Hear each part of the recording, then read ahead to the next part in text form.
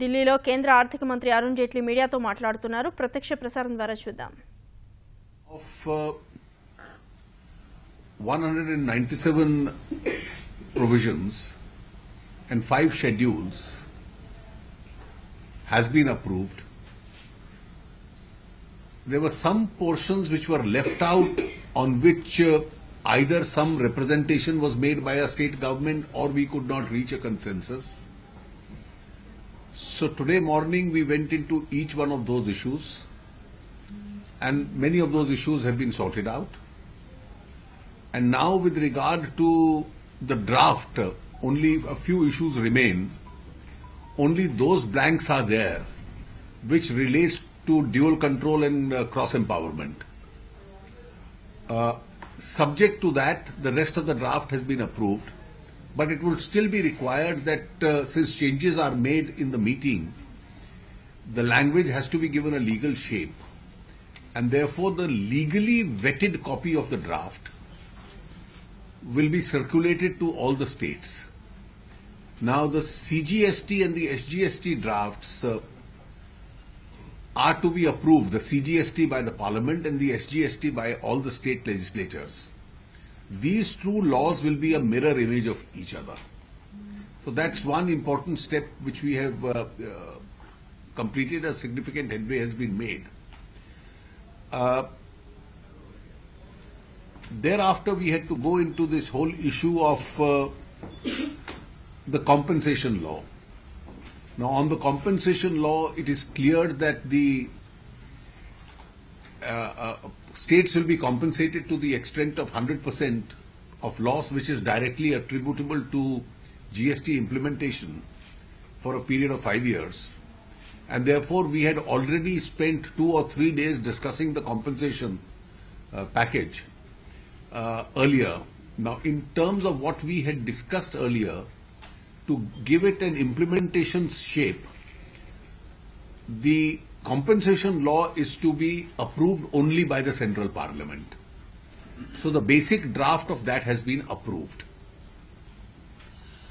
Now, there were one clause in particular with regard to the source of the compensation fund, which language will be redrafted, and the legally vetted language will be placed before the next meeting of the council. So that once those legally vetted drafts are approved in both the cases and a consensus is reached on that language, then we can put this law also behind us. That leaves us with a very important work of the IGST law and the cross empowerment. Now, the two principal issues involved in the IGST law, one is relating to the definition of the territory of the state itself. It's a matter of constitutional interpretation. We'll have to discuss this and reach a decision.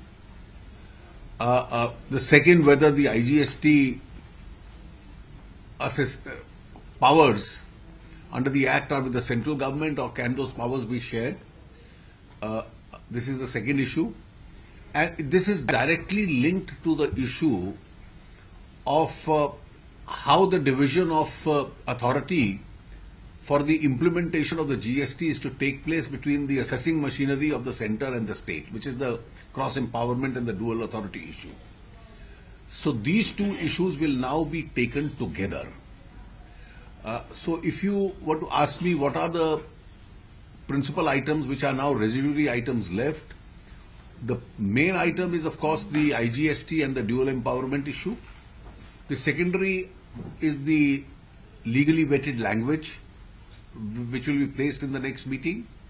And for this purpose we'll be again meeting for 2 full days on the 3rd and the 4th of January for this purpose.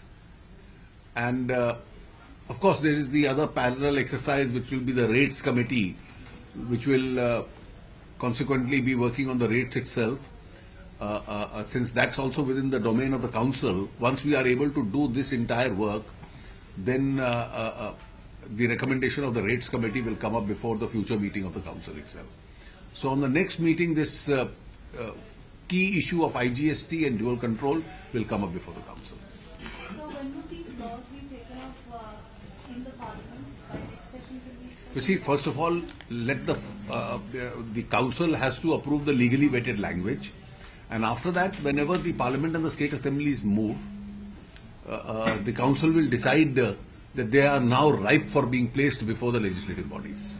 So these laws were to be finalized in the winter session itself. The industry says that it will require some 3-4 months once these laws turn into rules and act. So what will be the consequent impact on the timeline? You see, that we will decide once we've crossed all bridges.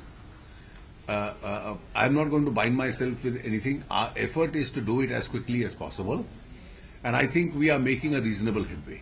Sir dual control में अब क्या बड़ा issue क्या अभी उनका states की तरफ से क्या उठाया जा रहा है? देखिए, आज तो कोई इशू नहीं उठा, क्योंकि आज पिछली मीटिंग में और आज की मीटिंग में तो हम लेजिस्लेशंस पे ही वर्क कर रहे थे।